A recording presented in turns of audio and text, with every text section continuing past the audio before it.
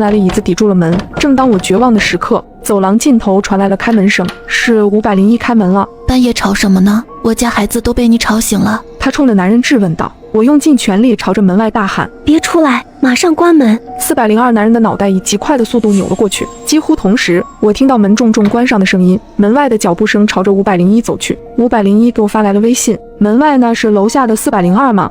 怎么瞧着不太对呀？还有你让我关门，是他有危险吗？不知道怎么跟你解释，反正那不是402，也不是人。你锁好窗户，别让他从窗户爬进来。不管谁喊你都不要开门，现在待在家里才是最安全的。男人正在敲501的门。501妹子，能借我一点感冒药吗？我儿子发烧了，刚刚敲了半天504的门，他没开，我就着急了点，吓到你了吧？不好意思。我心里祈祷501可千万别信402的话。还好501也察觉到402不对，不出声也没开门。402见501也不开门，脸色瞬间变得十分阴沉。他正准备撞门的时候，拐角处突然传来一个女人的声音：老公，你怎么去这么久啊？502的水管还没修好啊，一直在漏水，而且漏的水全是红色的，看着怪恶心的。不好，402的老婆找来了。一瞬间，我不知该如何是好。如果开门，402极有可能闯进来；可如果不开门，402的女人就没有任何逃跑的机会了。老公，你怎么站在那儿不动啊？你不是去502吗？女人疑惑地朝着男人走去，不过她很快意识到了不对。血，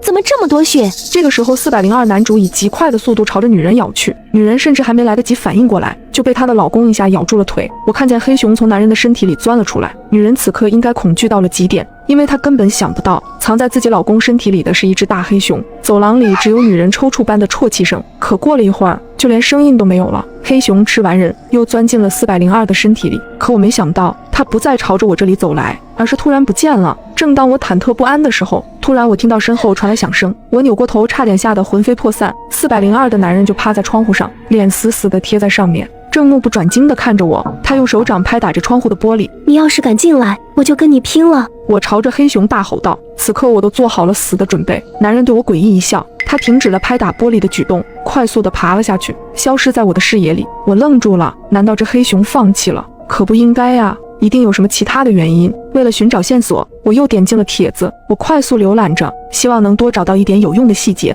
有一个评论吸引了我的注意力，我有一个疑问，为什么叶苏苏和501是黑熊最后吃掉的呀？他先吃掉了504，然后把这两人留到了最后，我有点不理解。楼上的，这么跟你说吧，我老家都说黑熊血，是因为黑熊这玩意儿喜欢将最嫩的食物留到最后。你想想，叶苏苏长得那么漂亮，501还有一个婴儿，那婴儿被发现的时候，脑袋都被开瓢了。看到这个回复的瞬间，我汗毛耸立。